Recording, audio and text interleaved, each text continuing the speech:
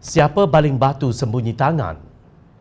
Presiden PAS Datuk Seri Hadi Awang sekali lagi menyalahkan pihak lain kecuali kerajaan tebuk atap yang disertainya. Rakyat yang menderita menghadapi pandemik COVID-19 dicelarukan dengan pergolakan politik yang tidak patut diutamakan, apatah lagi diperbanyakkan sehingga terpaksa muntah, ujarnya dalam satu kenyataan. Beliau juga mencemuh mereka yang berpolitik itu, katanya masing-masing saling tuduh-menuduh dan mengaku paling membela rakyat. Hadi seterusnya mengecam pihak media yang didakwanya sebagai media upahan yang berniaga untuk mendapat habuan lumayan daripada pelbagai pihak yang mempunyai kepentingan demi mengisi perut sehingga menggunakan konsep matlamat menghalalkan cara. Ikutilah senario politik yang berlaku dengan teliti dan berhemat supaya berlaku adil khususnya terhadap diri sendiri yang dihukum kerana kesilapan yang dilakukan, ujarnya. Media upahan mana yang menggunakan konsep matlamat menghalalkan cara? Bukankah ia media yang pernah muflis kerana terlalu kerap kena saman? Media itu dimiliki oleh parti yang kini menjadi rakan tidur sebantal PAS. Siapa agaknya yang dihukum kerana kesilapan yang dilakukannya itu? Sudah tentu bukan Menteri Perusahaan Peladangan dan Komoditi Datuk Dr. Khairuddin Aman Razali yang kembali dari Turki dan gagal patuh SOP yang digariskan oleh Kementerian Kesihatan Malaysia. Khairuddin telah disucikan oleh Mursyidul Ampas Datuk Hashim Jassin umpama burung hudhud yang diriwayatkan dalam Al-Quran. Malah Peguam Negara Tan Sri Idris Harun tidak mengambil apa-apa tindakan kerana beliau tidak diberikan borang 14B. Sudah tentu bukan Datuk Seri Najib Razak yang telah dijatuhi hukuman penjara selama 12 tahun dan denda RM210 juta kerana kesalahan jenayah berhubung dana SRC International sebanyak RM42 juta.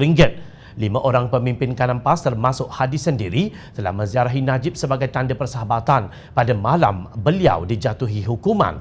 Jawapannya terletak pada 3 ayat Hadi seterusnya. Ayat yang pertama, menyalahkan Datuk Seri Syafiee Apdal. Tiba-tiba didominasi pula dengan isu pembubaran Kerajaan Negeri Sabah yang mewajibkan diadakan pilihan raya negeri. Lihat dan renung siapa yang bertindak membubarnya. Beliau seolah-olah telah mensucikan kesalahan Tan Sri Musa Aman yang cuba merampas kerajaan warisan sehingga akhirnya menyebabkan Dewan Undangan Negeri Sabah dibubarkan. Ayat yang kedua ditujukan kepada Datuk Seri Anwar Ibrahim tanpa menyebut nama. Kemudian rakyat digemparkan pula dengan surat cinta untuk menjadi Perdana Menteri yang dihantar kepada Duli Yang Maha Mulia yang di-Pertuan Agong secara tidak lengkap tanpa senarai nama yang menyokong dan mendukung supaya tuanku diberikan kerja tambahan untuk mengesahkan senarai nama yang tiada kononnya atas nama strategi. Di mana salahnya Anwar Ibrahim menghadap Yang di-Pertuan Agong sebagai rakyat dan pemimpin pembangkang untuk memberi maklum balas? Sementara itu, ayat yang ketiga pula memperlekehkan ahli parlimen yang menggunakan hak menuntut supaya diadakan undi tidak percaya kepada Muhyiddin Yassin. Seterusnya dihantar usul bagi mengadakan undi tidak percaya kepada Perdana Menteri yang sedang bertugas supaya memanas dan menjolok kerusinya ketika melaksanakan tugas menghadapi COVID-19 yang menimpa rakyat dan sedang melanda seluruh dunia. Hadi mengutip peribahasa Melayu yang menyebut membaling batu sembunyi tangan. Peribahasa tersebut bermaksud berbuat jahat kepada orang lalu pura-pura tidak tahu. Jom Channel ingin bertanya, siapakah setakat ini yang memiliki sifat berkenaan? Bukankah pemimpin PAS yang bersekongkol dengan pengkhianat yang melompat parti demi ketamakan politik untuk menguasai Putrajaya dan kerajaan negeri-negeri?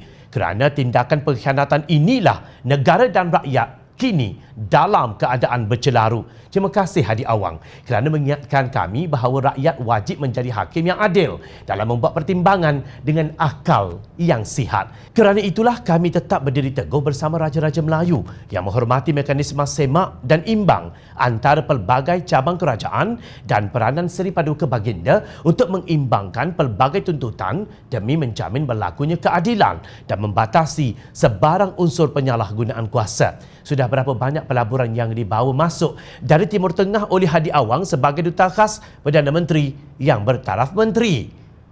Jangan baling batu jika tinggal di rumah kaca.